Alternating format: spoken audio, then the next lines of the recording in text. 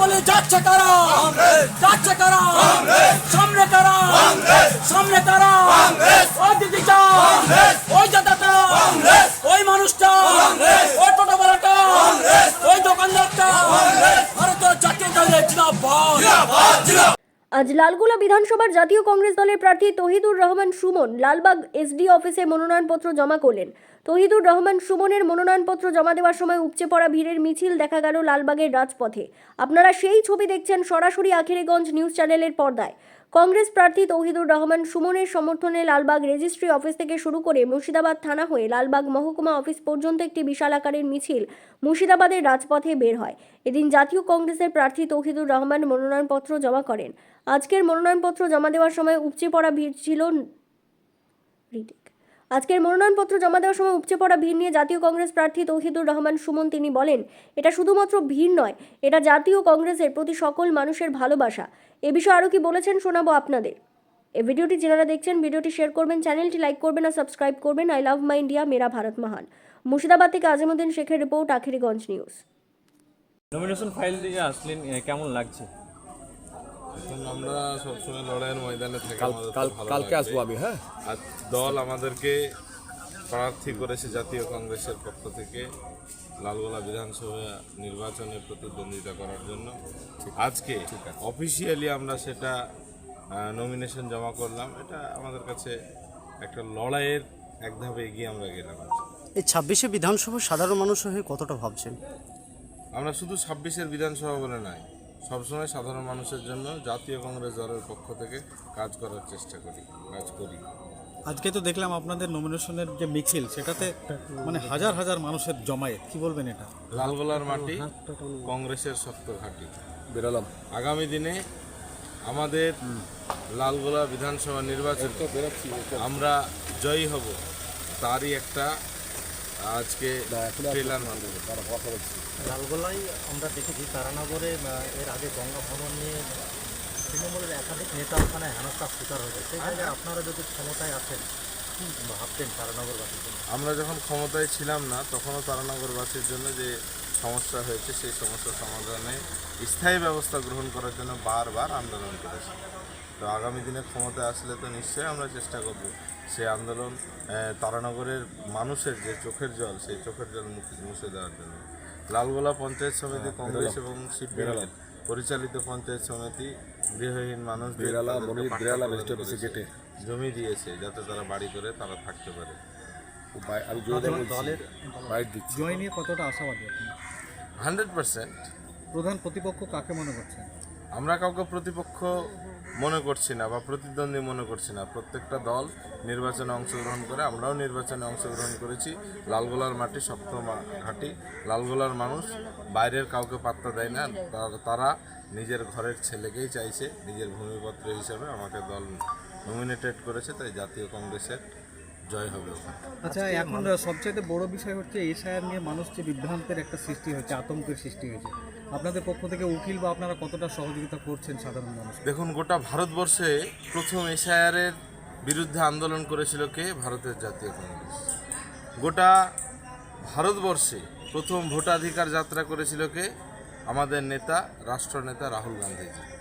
তারপরে গোটা জেলাতেও আপনি দেখবেন অধীর রঞ্জন চৌধুরীর নেতৃত্বে ডিএমকে ডেপুটেশন থেকে শুরু করে আমি একজন যুব কংগ্রেসের যুব কংগ্রেসের জেলা সভাপতি হিসেবে আমরাও রাজ্যের যিনি নির্বাচন কমিশনার অফিস আছে সেই অফিস ঘেরাও করেছিলাম। লাগাতারভাবে আমরা কিন্তু এই এসআইআরের যে ঘৃণ্য চক্রান্ত হচ্ছে তার বিরুদ্ধে প্রতিবাদ আন্দোলন সংগঠিত করে এসেছি। এবং যখন নির্বাচন কমিশন তার এসআইআরের কার্যকলাপ শুরু করে তখন থেকে আমি প্রথম দিন থেকে বলি, এনুমারেশন ফর্ম ফিল আপ করা থেকে শুরু করে আমরা সব সময় আমরা মানুষের পাশে থেকেছি, মানুষের জন্য কাজ করেছি। এবং এখনও আমরা অনলাইনে বিভিন্ন জায়গায় নিজেদের সাধ্যমতো আমাদের অফিসে যেমন হেল্পলাইন করা হয়েছে, যে মানুষ আসছেন আমাদের কাছে আমরা তাদের ফর্ম ফিল আপের ব্যবস্থাটা করে দিচ্ছি। রাজ্যের মুখ্যমন্ত্রী বলেছিলেন তিনি বেঁচে থাকতে পশ্চিমবঙ্গে এসআইআর হবে না। সেখানে দেখা যাচ্ছে এসআইআরের নাম ডিলিট, যে ভোটার লিস্টে নাম রয়েছে সে নাম একাধিক জায়গায় কিন্তু ডিলিট দেখা দিচ্ছে। এ বিষয়ে রাজ্য সরকার কী বলবেন? মুখ্যমন্ত্রী যেটা বলেন সেটা হয় না, তার উল্টোটাই হয়। মুখ্যমন্ত্রী শুধু এসআইআর না, মুখ্যমন্ত্রী বলেছিলেন যে আমি ওয়াকআপ হতে দেব না, কিন্তু ওয়াকআপ হয়নি, ওয়াকআপ আইন হয়েছে।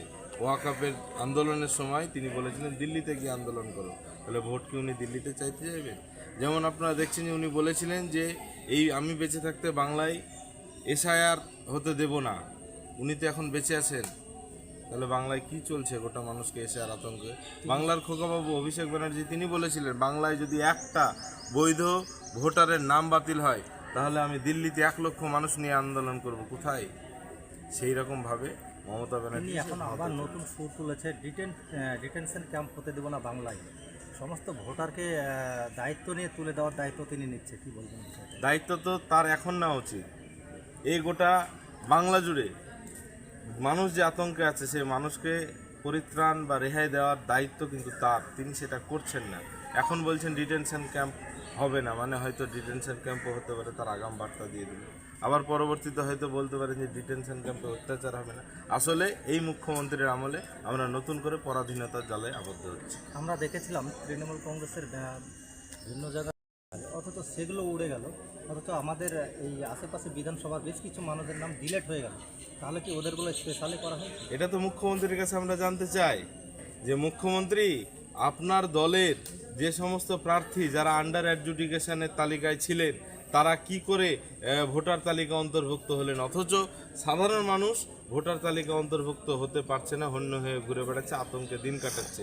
তাই মুখ্যমন্ত্রীকে বলবো যে আপনারা সেই জাদুকাঠিতে আপনি এই গোটা বাংলার মানুষের আন্ডার অ্যাডজুডিকেশন থেকে ভোটার তালিকায় নাম অন্তর্ভুক্ত করার ব্যবস্থা করুন। এটা কি তাহলে তৃণমূলের নিছক প্ল্যান? এগুলো তৃণমূল আর বিজেপিতে সেটিং, নির্বাচন কমিশনের সঙ্গেও সেটিং করেছে।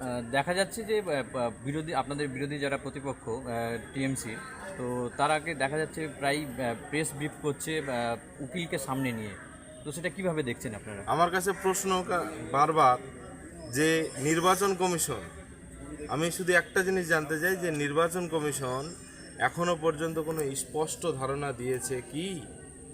কারণ একাধিকবার আমরা দেখেছি যে নির্বাচন কমিশনের যে নির্দেশনা বলি সেই এসআইআরকে কেন্দ্র করে সেটা বারবার পরিবর্তন হতে থেকেছে। এতে মানুষ দিশেহারা, সাধারণ মানুষ দিশেহারা, আমরা দিশেহারা, আমরা যারা কাজ করছি তারাও দিশেহারা, বিভিন্ন আধিকারিক যারা আছেন তাদের কাছেও সেরকম কোনো ইনফরমেশন নেই। কখনো শুনছি অফলাইন করুন, কখনো শুনছি অনলাইন করুন, কখনো শুনছি জমা দেন, এইভাবে মানুষকে হয়রানি করছে। তাহলে এটা কিভাবে দেখছেন যে এটাকে এটা শুধুমাত্র রাজনৈতিক, ভোট ব্যাংক? হ্যাঁ অবশ্যই রাজনৈতিক সুবিধা ফায়দা পাওয়ার জন্য এইসব করে বেড়াচ্ছে। ঠিক আছে।